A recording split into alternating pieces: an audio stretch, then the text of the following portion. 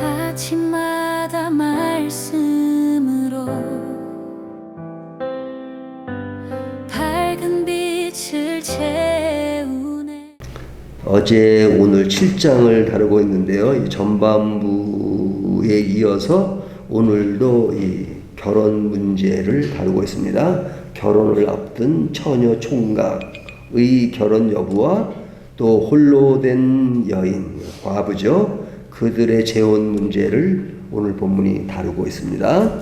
자, 이런 주제를 사도 바울이 이렇게 하나하나 이야기하는 이유는 뭐냐면 고린도 교인들이 사도 바울에게 질문을 했습니다. 자기들이 겪는 그런 문제, 그래서 총 주제가 11개가 나오는데 그 주제에 대해서 하나하나 질문하는 것에 대해서 사도 바울은 하나하나 답변하는 겁니다. 그러면 이들이 질문하게 된 배경이 뭐냐? 그냥 가벼운 상황에서 질문하는 게 아니고 심심풀이로 궁금하니까 질문하는 것이 아니라 그 당시 상황을 보면 이들이 질문할 수밖에 없는 그런 환경을 가지고 있었습니다. 그래서 오늘 본문을 보면 두 가지 환경 요인이 있는데 하나는 외적인 환경 요인이 있고 내적인 환경 요인이 있습니다. 외적인 환경 요인은 뭐냐면 초대교인들의 특징이 뭡니까? 우리가 고린도 전서뿐 아니라 바울 서신 전체를 보고 또 요한 서신을 보더라도 그들이 제일 이렇게 관심을 가졌던 것은 뭐냐면 종말 사상입니다. 그러니까 예수님이 언제 오시는가? 예수님의 재림에 관한 이야기를 많이 하잖아요. 그러니까 말세라는 말 쓰는 것, 그것은 요즘이야말로 말세라고 하지만 사실 말세란 말은 그들이 우리 시대까지 기다렸다가 미리 당겨서 쓴 게 아니고 이미 그들이 말세에 대한 인식을 가지고 있었던 겁니다. 그러니까 주님이 언제 오실지 모른다. 그러니까 예수님이 곧 오실 것이라고 생각했습니다. 예수님이 실제로 부활하신 지가 이때는 얼마 안 됐을 때잖아요. 예수님이 부활하시고 승천하시고 그리고 몇십 년이 지나서 지금 이 사건이 일어나는 거잖아요. 100년 이내 사건 속에서 이들은 예수님이 가시면서 너희가 본대로 오리라 하는 그 말씀을 마음에 깊이 담고 곧 오실 거다 하는 어떤 주님이 오시겠다는 종말론적 긴장감, 그런 것이 있었습니다. 근데 이들에게 당면한 것은 무엇이었냐면 로마의 극심한 박해가 지금 딱 예측되고 있었어요. 그러니까 로마의 박해와 예수님의 재림이 함께 어우러져서 그들은 그런 아주 시대적인 심각한 인식을 가지고 있었던 것이죠. 그러니까 박해가 코앞이고 곧 세상이 끝날 텐데 그런 상황에서 자녀를 과연 결혼시켜야 되느냐?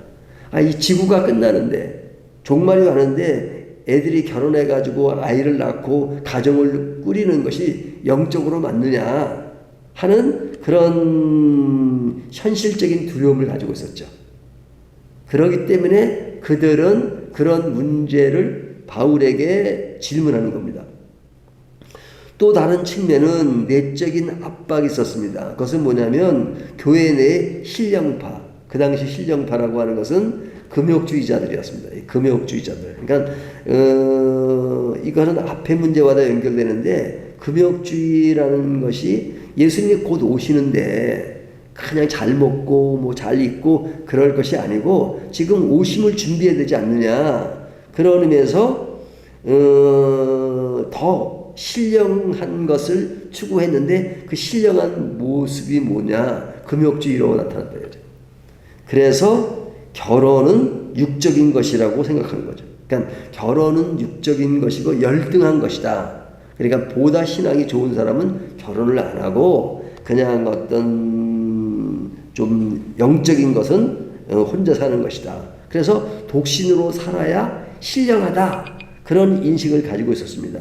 그러니까 이러한 생각을 가지고 있는 사람들이 결혼을 하게 되면 본인이 아니고 자녀들이 결혼하게 되면 어딘지 모르게 죄를 짓는 것 같고 그리고 신앙이 좀 없는 것 같고 그리고 신앙과 좀 이탈된 다른 방향으로 가는 것 같은 느낌을 받았대요. 그러니까 뭐 결혼하는 게 죄가 아닌데 죄를 짓는 것 같은 그런 느낌이 들었으니까 답답하니까 이 문제에 대해서 사도 바울에게 질문한 겁니다. 오늘날 같으면 이런 문제는 질문도 아니죠. 결혼해야 맞습니까? 아닙니까? 이런 질문 누가 하겠어요? 당연히 결혼은 정당화되고 또 현실적인 것이고, 그러니까 뭐 이런 질문 안 하겠지만 그 당시에는 이런 백그라운드를 가지고 질문한 것입니다. 근데 이 질문에 대한 바울의 대답을 보면 어떤 대답의 양식을 가지고 있어요? 어제도 말씀드렸지만 다양한 논리를 대잖아요. 그러니까 단정적이지 않아요. 단정적이지 않아요. 그러니까 이것을 내가 의견으로 말한다 이렇게 이야기하죠. 25절 내가 의견을 말하노니. 사도 바울은 굉장히 냉정한 사람입니다. 교리를 말할 때는요 예스노가 분명해요.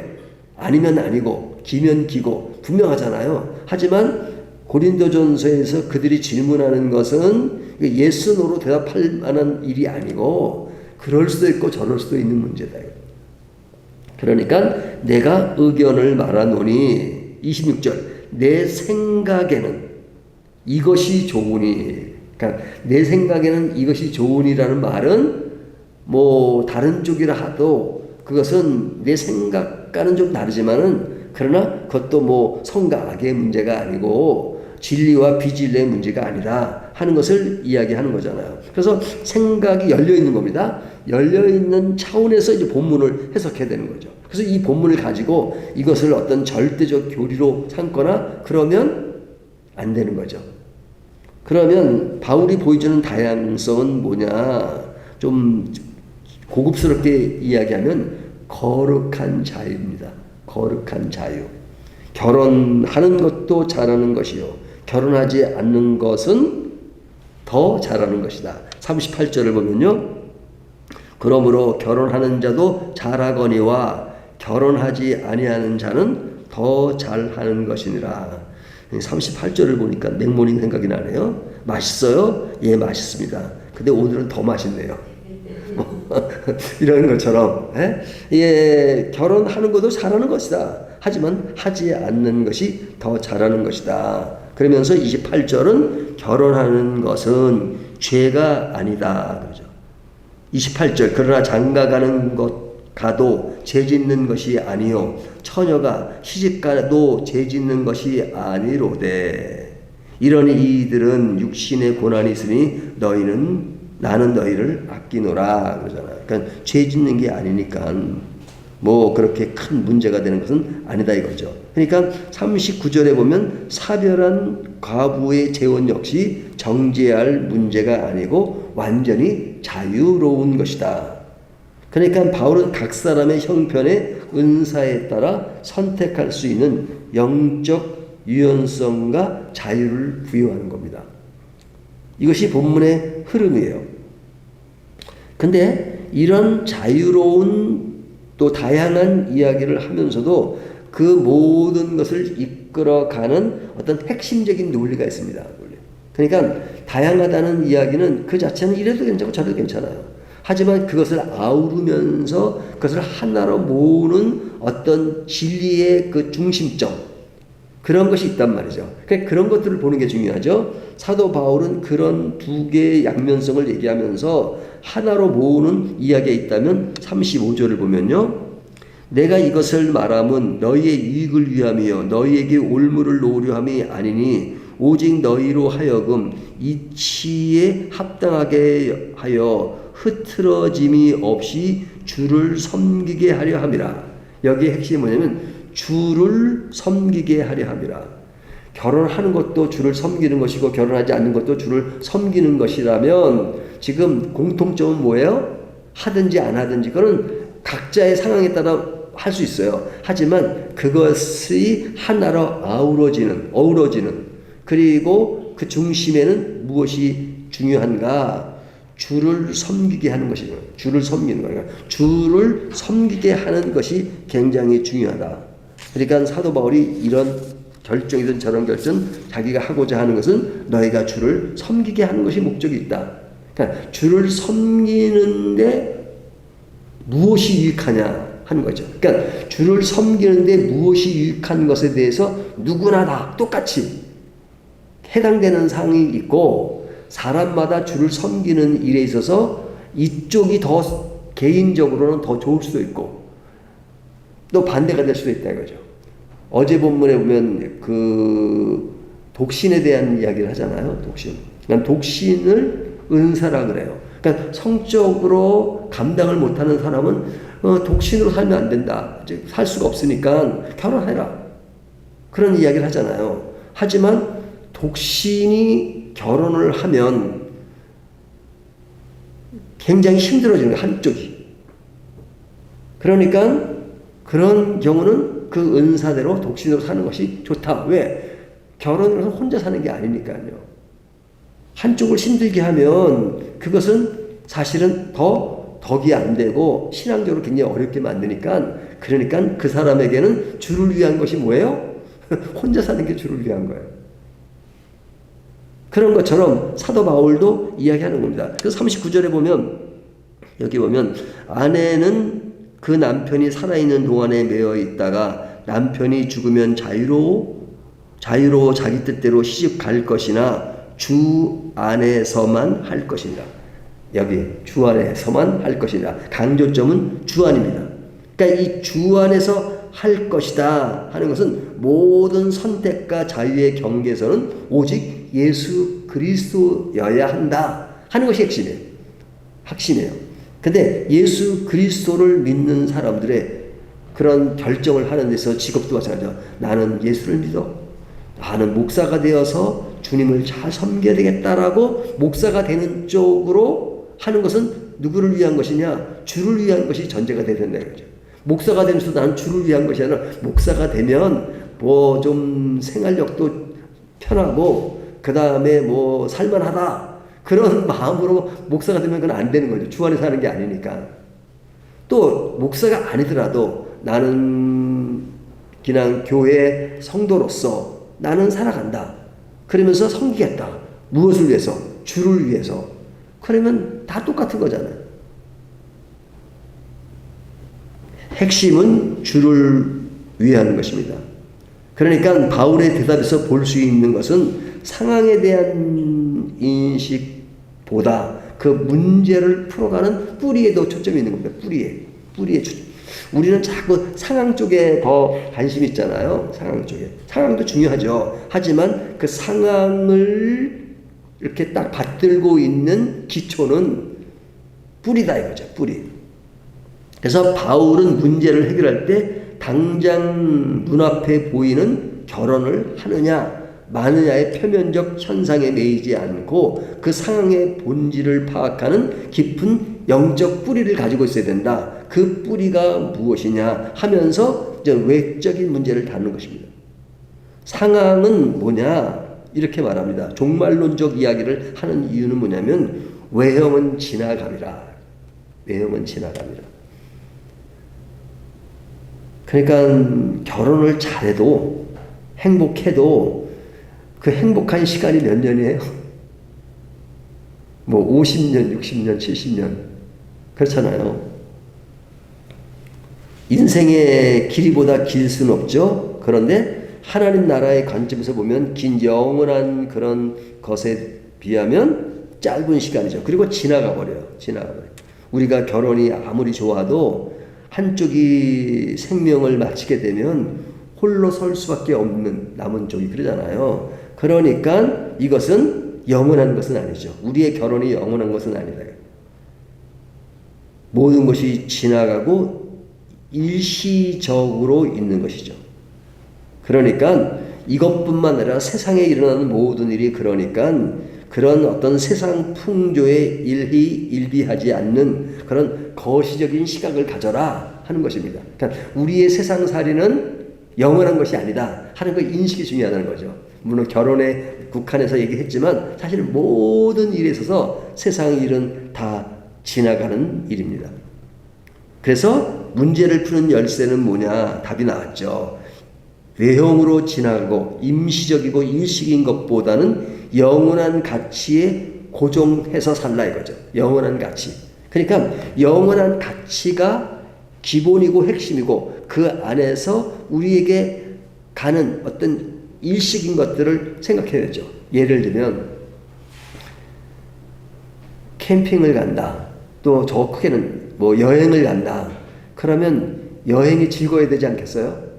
여행을 가는데 재미없으면 안 되잖아요. 여행에 그런 필요한 것들을 다 준비도 하고 뭐 여권도 준비하고 다 준비해서 재밌게 놀다 와야 되잖아요. 하지만 그것은 잠깐 하는 거죠. 여행은 뭐 일주일을 하든지 2주를 하든지 한 달을 하든지 그리고 집에 돌아오는 거잖아요. 집에 들어와서 안주하는 것이 더 안주되는 삶이잖아요. 그러니까 여행에 맞춰서 살지만 그러나 여행은 그런 일시적인 그 기간을 전제로 해서 계획을 세우고 하지만 그러나 집에서 사는 것은 그 기간이 여행과는 다르죠.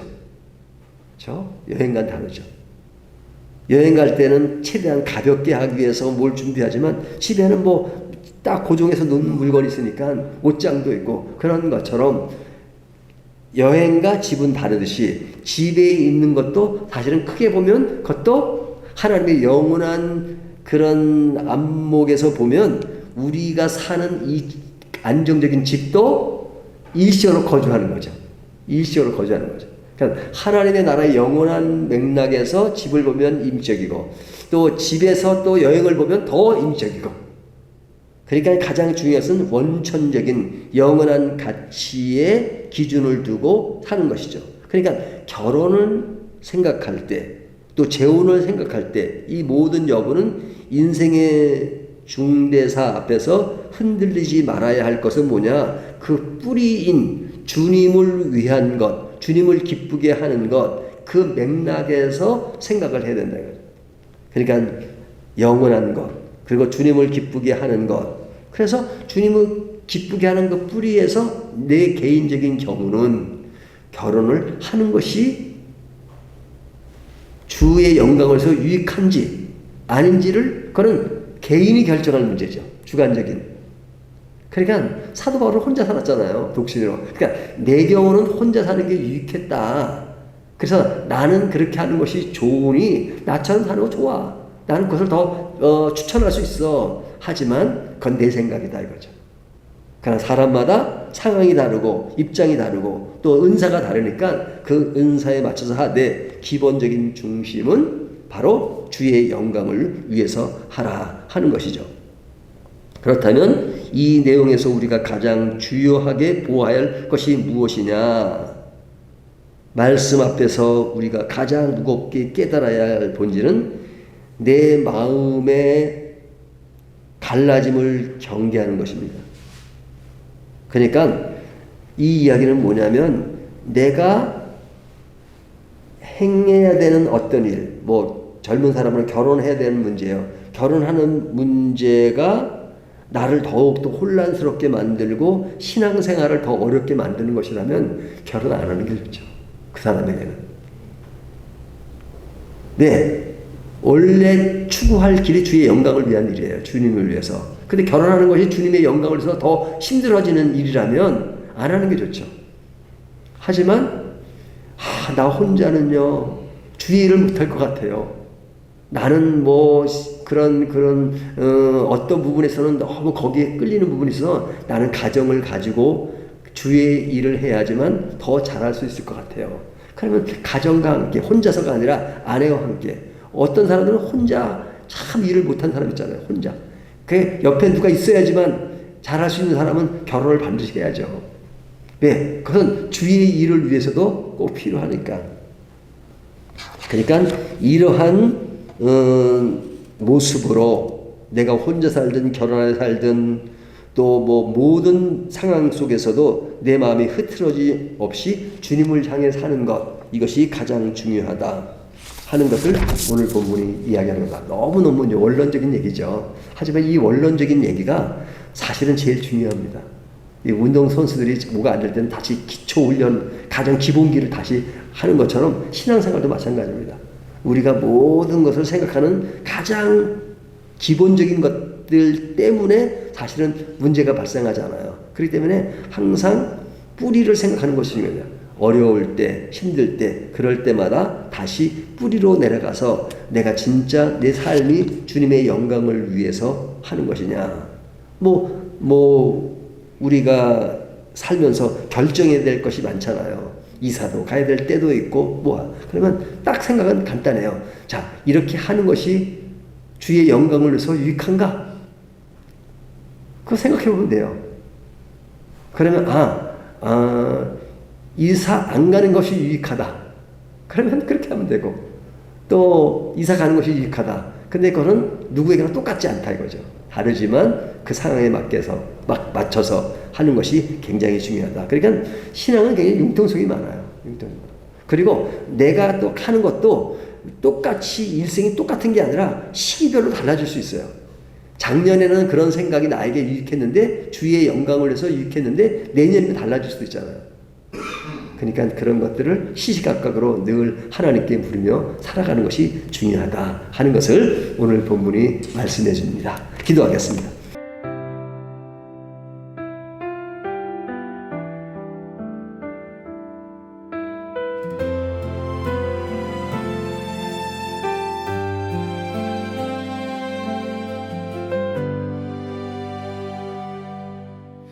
아침마다 말씀으로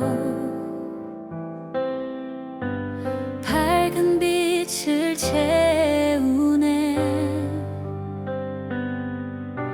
기도 속에 주님 계시고 숨결만